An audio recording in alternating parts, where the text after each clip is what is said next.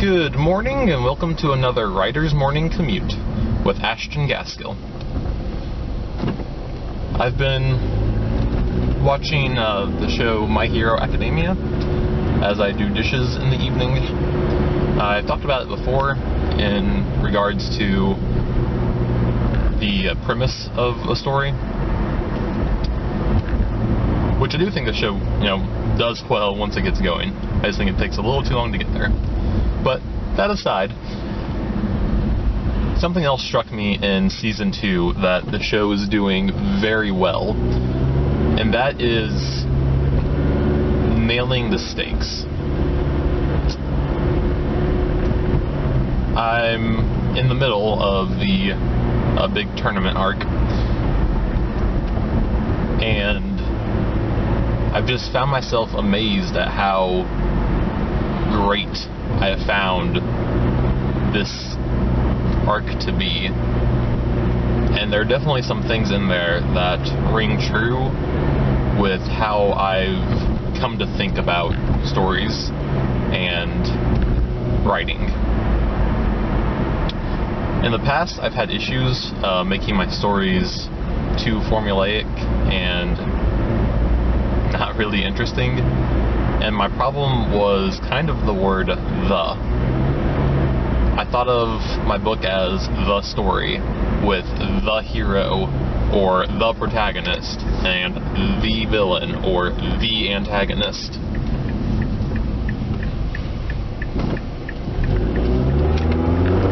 And while I think a good book does need to have a focus on, certain characters, and even a bigger book, if you have multiple POVs, each of those individual POVs stories should focus on that character as the main protagonist.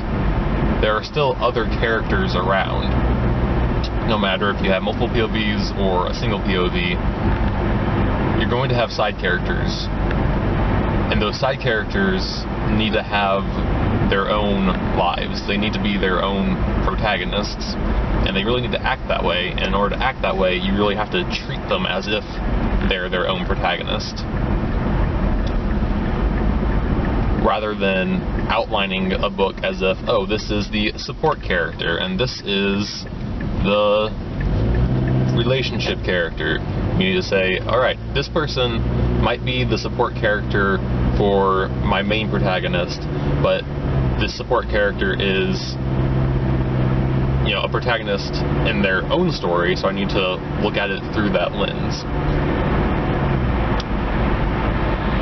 All that to say, the example here with My Hero Academia, what it did so well is that in this tournament, especially the end of the tournament where we have the one-on-one fights going on, the fights are, one-on-one. There's two sides. But in most of the first round, which is all I've gotten through so far, about half of the fights, I wanted both sides to win.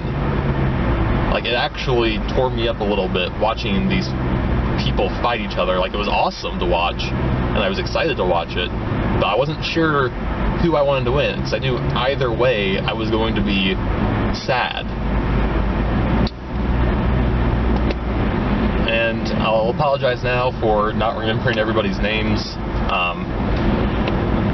but in the main character, Midoriya's first fight, I don't remember his opponent's name, but it's this guy who wants to be a hero, but his superpower kind of lends itself towards villainy, and throughout his whole life, we see through flashbacks, which is another good way, side note, of building empathy for the character and making us like him in the first place, to make us want to see him win.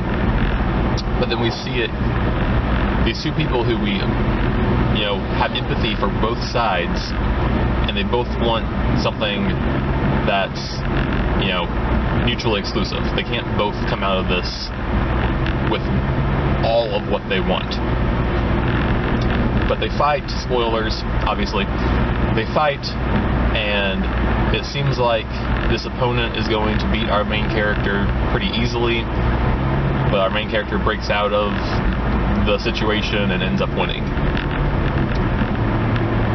So we have this new side character who we've built up empathy for, who just wants to be viewed as a hero and as, you know, has reinforced that he has the potential to be a hero, instead of always being told, oh hey, that's an interesting power. That sounds like something a supervillain would use. And he's upset as he's leaving, and it's a little gut-wrenching, at least it was for me. But as he's leaving, the full-time superheroes who are watching this to scout talent, basically, start cheering him on and saying, hey, that power would be super useful against villains too, and, you know, this is, you know, you're super awesome, basically.